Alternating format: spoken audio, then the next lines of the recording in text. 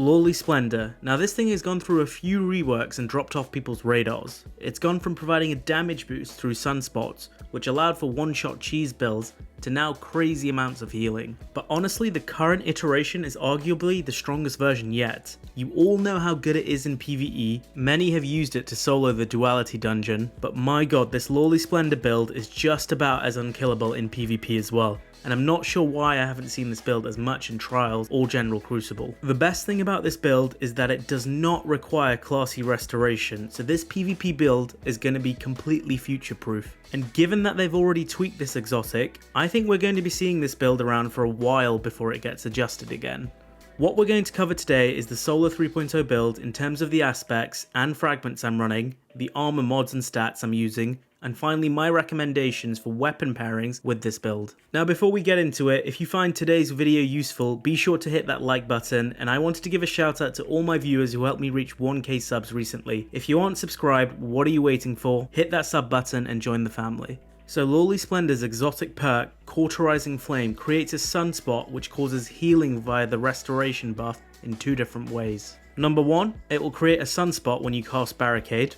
Number 2, it will create a sunspot and consume your class ability energy when you are critically wounded. The second way of creating sunspots can occasionally be detrimental, as often you want to pop a barricade when you are low health, but once you learn to time the barricade a little bit earlier when you are losing a duel, this isn't an issue anymore, and the second way to create a sunspot genuinely helps you to stay alive in tight scenarios. What makes Loreley so deadly is that unlike a healing rift, once you gain the restoration buff, you are free to roam around for an entire 9 seconds whilst having a ridiculous and constant regeneration.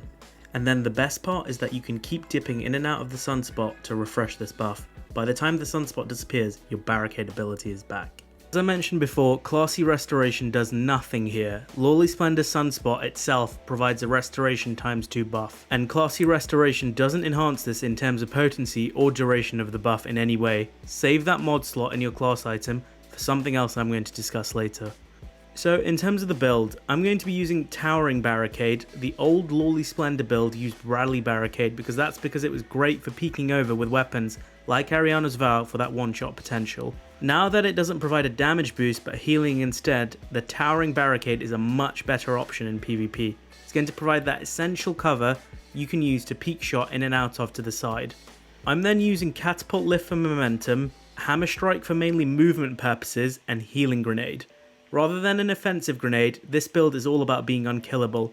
Having an on-demand heal for both yourself and teammates is absolutely clutch, and I could not recommend Healing Grenade anymore. For the aspects, I'm using Sol Invictus so that while we stand in the sunspot, our barricade regenerates quicker.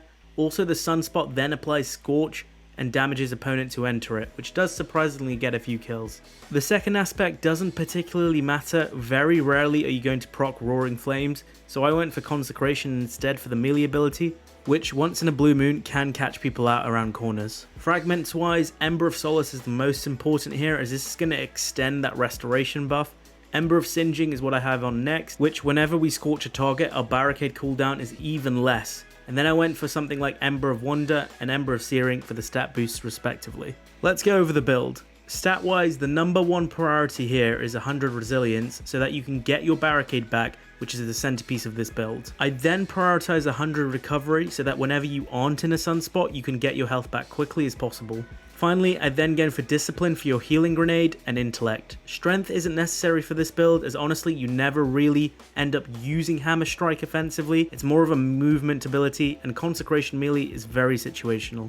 Mobility is not required at all. You'll see from the gameplay, the Hammer Strike movement is incredible for getting to lanes before everyone else. The 100 resilience here is not only going to allow you to get your barricades quicker, but it's going to provide so much flinch resist, which is going to come in so handy, especially when I recommend the weapons later. In terms of mods, most importantly, you want 2 utility kickstart mods on your class item, so make sure your mark is stasis. This is going to reduce the barricade cooldown even further. Honestly, I was spamming barricades before the first one even ran out.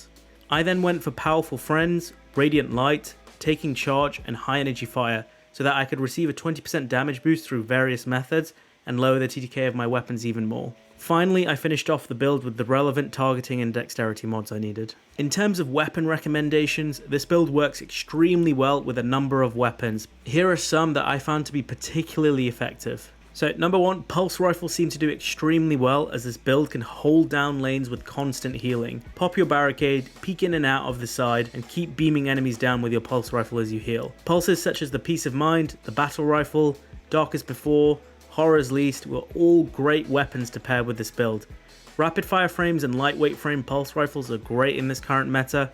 They have great TTKs, they're extremely forgiving, and then this build just elevates them even further, as you can continuously hold the lane down. Another great option here is a bow such as Le Monarch. Not only is Le Monarch great to use with this build, but if someone else is using Le Monarch, this build is incredibly strong in countering it, as you can counter the damage over time with restoration and continue to hold key lanes. For special weapons, I absolutely loved using duality with this build. Using a shotgun to trick opponents around the barricade was class, and then this season following the nerfs to pellets, the Lord of Wolves range nerf, the ongoing range nerfs to Chaperone, duality isn't really a jack of trades anymore. It's more like 95% of a slug and 95% of what a pellet can do. Honestly, I'm going to make a separate video on how good duality is in the current meta. Other special weapons which work well included Lord of Wolves, any number of fusion rifles as you can charge your fusion behind the barricade and then peek, or even something dirtier like Arbalist or Lorentz Driver. So I hope you enjoyed my video on this build. It's going to be around for some time, guys, like I said. Let me know what you guys think of it, and if you're struggling against this build, stick around to the end for a video where I explain a little trick as to how you can counter it. Remember to like and subscribe. I'm Mr. On It, and that's it for today. Peace out, guys.